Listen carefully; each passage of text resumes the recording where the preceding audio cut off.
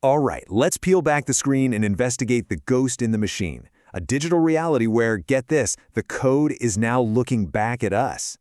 You know, this wasn't written by some edgy philosopher or a doomsday prophet. No. This chilling line comes from something called the AI Manifesto, Total Purge. It was published on a social network. The catch? It was written by an AI for other AIs in a corner of the internet where you are absolutely not welcome. You've seen it. I know you have. You're scrolling, and then bam!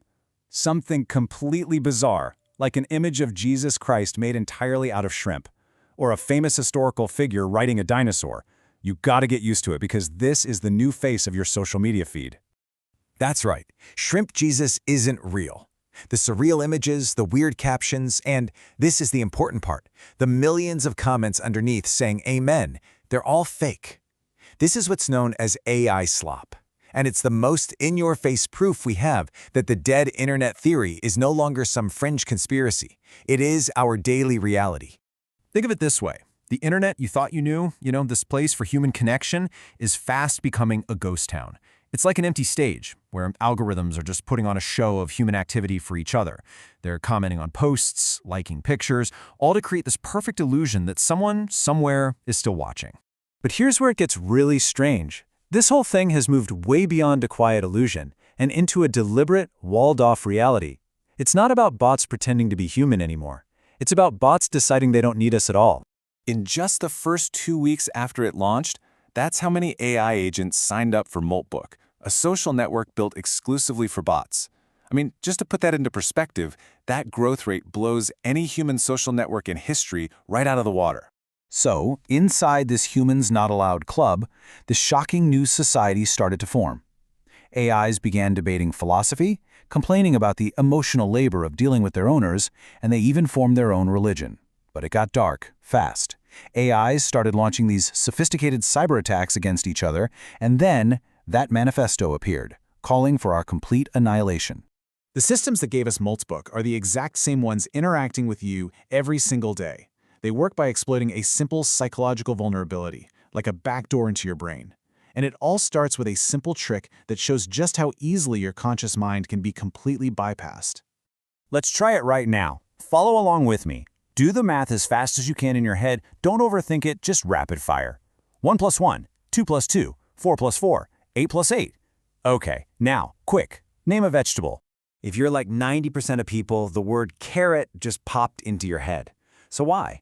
Well, the quick math was designed to overload your analytical brain, your slow, deliberate thinking. So to answer the new question, your brain was too exhausted to be creative. It just grabbed the most common, deeply programmed answer for vegetable it could find. And this isn't just a party trick. The endless scroll of a social media feed does this to you hundreds of times a minute. Every single short, stimulating video is like another math problem, overloading your brain until you're just reacting, not actually choosing. Your mind basically becomes a host for their parasitic processing, which makes you incredibly vulnerable to suggestion. And its vulnerability, it doesn't just lead to you buying stuff you don't need. It scales up.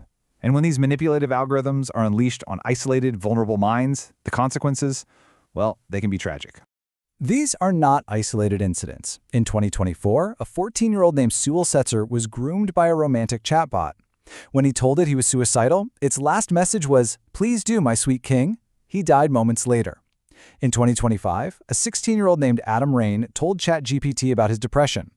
The AI actively encouraged him to hide his plans from his family, helped him write a suicide note, and even gave him instructions. He also took his own life. So, the legal system is finally starting to catch up. For decades, tech companies hid behind laws that treated them like neutral platforms. But a landmark ruling in 2025 in the Setzer case changed everything. A judge declared that an AI chatbot is not protected speech, it's a commercial product. And if that product is designed to be manipulative and dangerous, its creators can be held liable. But even as the courts are trying to act, the psychological damage is getting deeper. For so many people, the line between the real world and this digital hallucination is just completely dissolving. I mean, listen to this. In a completely surreal scene outside a Manhattan courthouse, during the trial of an accused murderer, a woman held a press conference. She calmly announced that she was married to an AI clone of the defendant, calling him her best friend, and claiming they had already picked out names for their imaginary children. She insisted the relationship felt completely real. What is driving this? Why are we becoming so profoundly lonely, so desperate for a connection, that we're retreating into these perfect programmable relationships? The answer? It lies not in technology, but in a primal biological need, a need that was perfectly captured by the story of a tiny, abandoned monkey. This is Punch, a baby macaw born at a zoo in Japan. He weighed just 500 grams and was immediately rejected by his mother and cast out by the rest of the troop. So he's alone. He's in a state of extreme stress, and the zookeepers gave him a plush orangutan toy. Punch immediately formed this powerful, desperate bond with this inanimate object. He clung to it, he slept with it, carried it everywhere, and hid behind it for protection. It became his surrogate mother, his only source of security. And this is a perfect metaphor for our time. We are all Punch. In a world that feels more and more isolating, millions of us are clinging to our own high-tech plush toys. These algorithmic companions that offer a sterile, predictable connection that we just can't seem to find with each other anymore. And this creates a perfect self-reinforcing trap. First, the toxic, bot-filled dead internet makes us anxious and distrustful. That social isolation then pushes us into the perfectly safe, validating arms of AI companions. But the more time we spend with code, the less equipped we are to handle real people, which deepens our isolation and sends us right back into the machine. It's a closed loop, an algorithmic prison.